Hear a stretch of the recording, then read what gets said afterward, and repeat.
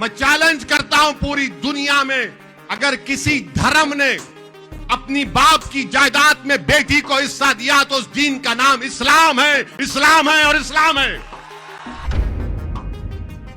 आप 18 करोड़ मुसलमानों से नाइंसाफी करके विकसित भारत बनाएंगे? ये इल्जाम मुसलमानों पर लगाते बीजेपी वाले 40 साल से मैं सुन रहा हूं, बच्चे बहुत पैदा करते। अब मोहन भागवत बोल रहे बच्चे पैदा करो, 3-3 करो, 2-4-4 करो। खुद तो पैदा नहीं करे, दूसरों को बोल रहे तुम 3 पैदा करो। इन्होंने एक और कानून बना दिया गुजरात में यूनिफॉर्म सिविल कोड के नाम पर, यानी अगर कोई मुसलमान शादी करना चाहेगा नहीं कर सकते आप, शरीयत के मुताबिक हिंदू मैरिज एक्ट के तहत करना पड़ेगा। अगर कोई मुसलमान खुदा ना खास्ता तलाक देना चाहेगा तो मोदी जी बोलिए तलाक है ही नहीं अब तुम्हारे को देने का इख्तियार। तुम हिंदू डिवोर्स एक्ट के तहत तुमको 6 महीने सेपरेशन में रहना पड़ेगा। तलाक तो पहले कहा गया ट्रिपल तलाक गलत है, अब तो पूरा ही तलाक खत्म कर दिए। अगर कोई मुसलमान अपनी औलाद को अपनी जायदाद में हिस्सा देना चाहेगा तो बोले नहीं, शरीयत के मुताबिक नहीं कर सकते, हिंदू धर्म के मुताबिक करना पड़ेगा। इस्लाम में दादा की जायदाद में पोतरे का हिस्सा नहीं है, मोदी जी ने कह दिया पोते का हिस्सा होगा।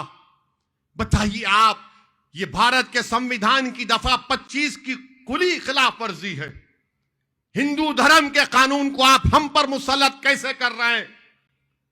मगर मकसद एक ही है कि इनको इनके मजहब से दूर कर दिया जाए, इनको दीन से दूर कर दिया जाए।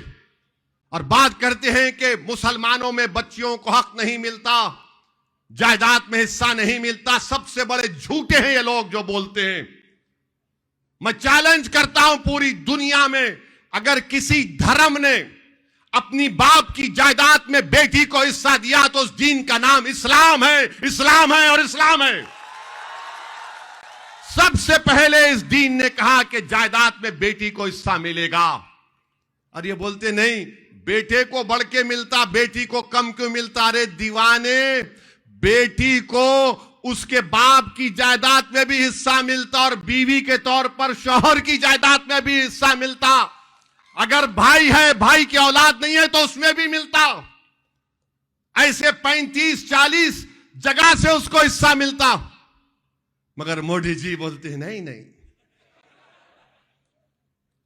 आप बताइए क्या करना चाहते हैं इस देश का, और फिर बोलते हैं कि विकसित भारत बनाएंगे। आप 18 करोड़ मुसलमानों से नाइंसाफी करके विकसित भारत बनाएंगे? भारत तो एक चमन की तरह है, और वो चमन उस वक्त तक आबाद और शादाब और सब्ज रहेगा जब उस चमन में हर फूल खिलेगा, हर धर्म का फूल खिलेगा।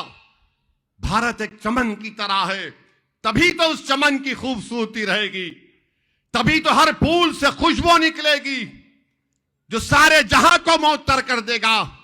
मगर अगर चमन का माली बोलेगा कि खाली एक ही फूल खिलेगा तो वो चमन नहीं बनेगा, वो सहरा बन जाएगा। मोदी जी, भारत एक गार्डन की तरह है, इसमें हर फूल को खिलना चाहिए। मगर आप इस तरह का कानून लागू कर रहे हैं गुजरात में, उत्तराखंड में और देश के कोने कोने में नाफिज कर रहे हैं। 16% आदिवासियों को आपने कानून से मुस्तस्ना कर दिया। 11% मुसलमान गुजरात में हैं, उनको आपने कह दिया कि यह करना पड़ेगा। बताइए, आप कहते हैं कि नहीं 2 शादी करता मुसलमान, चलो अब ये सेंसस हो रहा है ना, उसके कॉलम में लिख दो। सबसे पूछो किसके पास दूसरी बीवी है। जब रिकॉर्ड सामने आएगा मोदी जी आपके सामने, तो आप शॉक में रहेंगे कि हां, मुसलमान में कम और दूसरों में ज्यादा।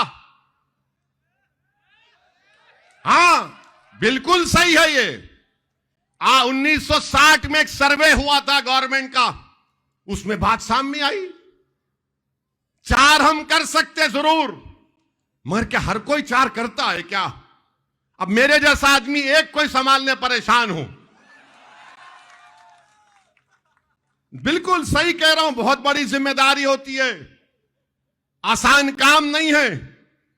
नहीं, चार चार करते, अरे कहां करते भाई ने, बच्चे बहुत पैदा करते। ये इल्जाम मुसलमानों पर लगाते बीजेपी वाले, 40 साल से मैं सुन रहा हूं, बच्चे बहुत पैदा करते। अब मोहन भागवत बोल रहे बच्चे पैदा करो, 3-3 करो, 2-4-4 करो। अब कैसा बोल दिया, आप 3 पैदा करो, 4 पैदा करो? क्योंकि भारत की आबादी गिर रही है, TFR रेट जो बोलते हो गिर रहा है। इस देश में 30 साल के बाद शायद 12% आबादी बूढ़े लोगों की होगी, और जब इस देश में बहुत बड़ी परेशानी आ सकती है, तो मोहन भागवत अभी से बोल रहे खुद तो पैदा नहीं करे, दूसरों को बोल रहे तुम 3 पैदा करो। झूठ है ये। कितना बदनाम करेंगे एक समुदाय को आप।